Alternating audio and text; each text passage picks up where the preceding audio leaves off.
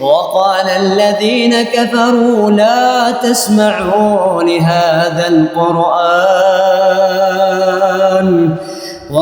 الذين كفروا لا تسمعوا لهذا القرآن والغوا فيه لعلكم تغلبون فلنذيقن الذين كفروا عذابا شديدا ولنجزينهم أسوأ الذي كانوا يعملون ذلك جزاء أعداء الله النار لهم فيها دار الخلد جزاء